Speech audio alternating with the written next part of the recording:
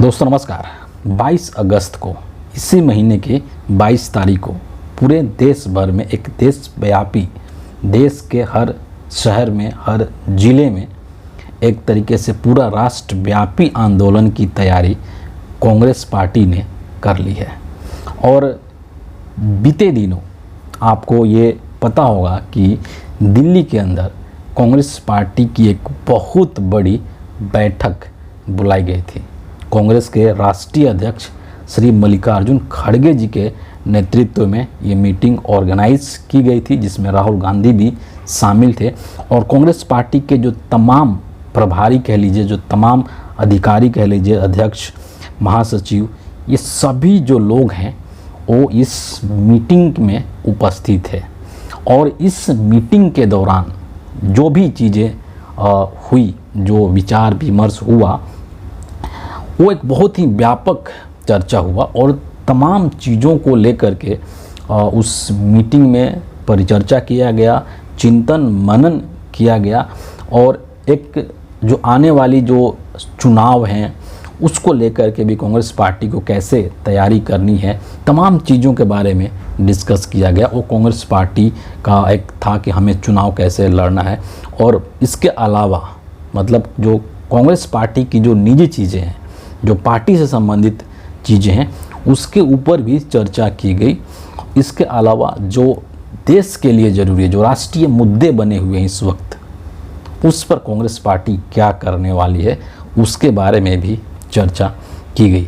और जब उस पर विचार विमर्श, चिंतन मनन किया गया तो वहाँ से 3 बहुत ही महत्वपूर्ण पॉइंट निकल करके बाहर आया, जिसको कि लेकर के कांग्रेस पार्टी तैयारी कर रही है।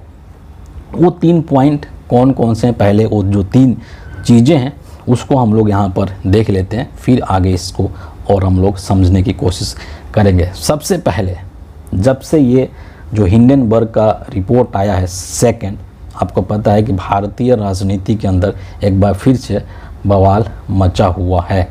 इस चीज़ को लेकर के इस मीटिंग में सीधे तौर पर कहा गया है कि अडानी महाघोटाले की जांच के लिए एक संयुक्त संसदीय समिति यानी कि जेपीसी यानी कि ज्वाइंट पार्लियामेंट्री कमेटी का गठन किया जाए। क्यों?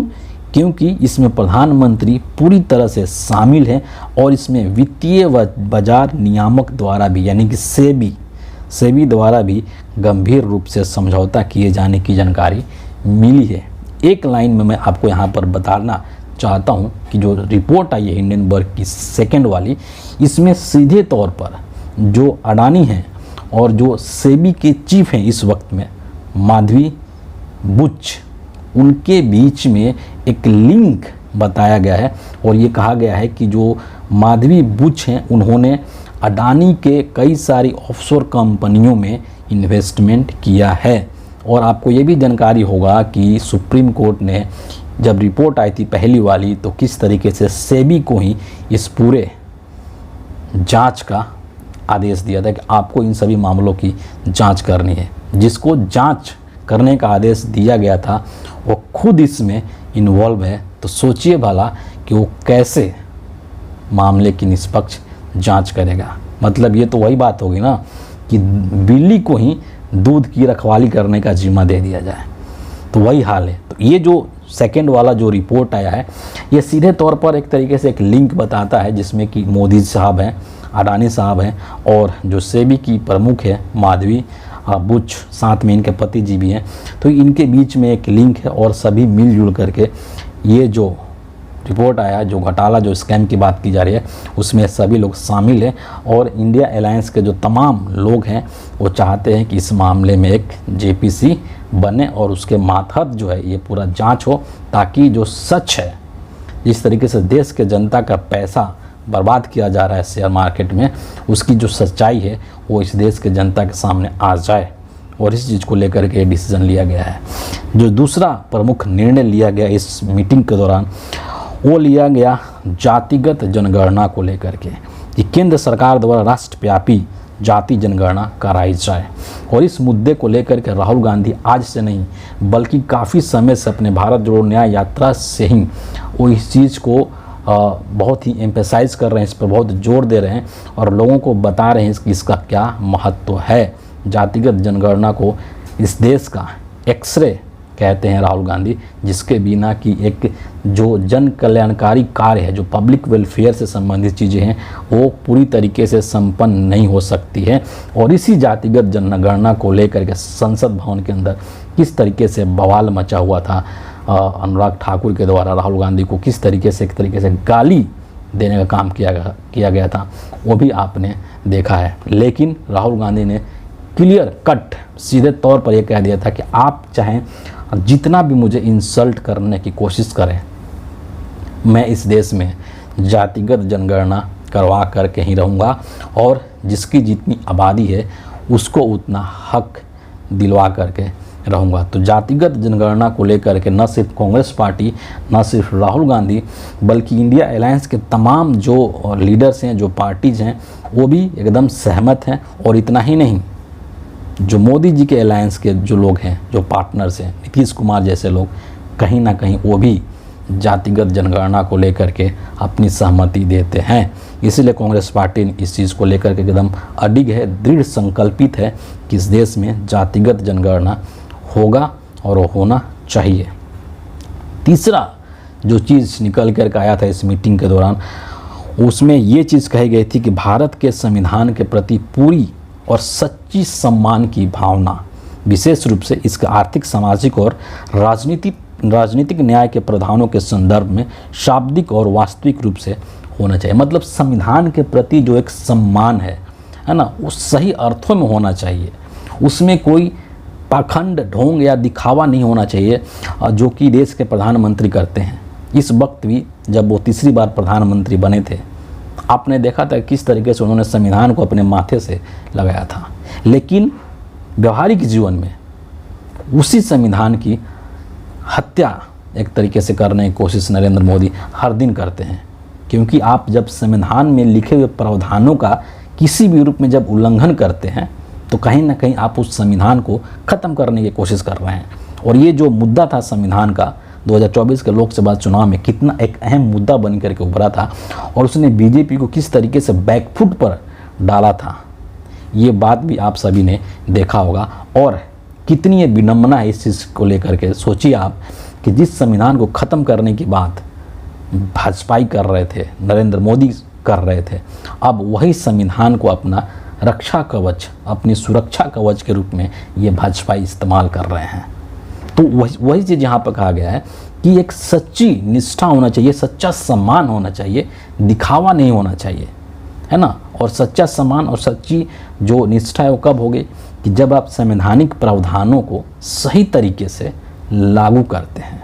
बाबा साहब ने भी कहा था, अम्बेडकर साहब ने, कि ये संविधान जो है तब ज़्यादा सफल होगा, या इस संविधान की जो तभी चरितार्थ होगा जब इसको अप्लाई किया जाएगा अच्छे तरीके से। अगर इसको आप अच्छे तरीके से लागू नहीं करते हैं देश में, तो फिर इसके अंदर जो भी चीज़ें प्रावधान की गई है वो सब बेकार है।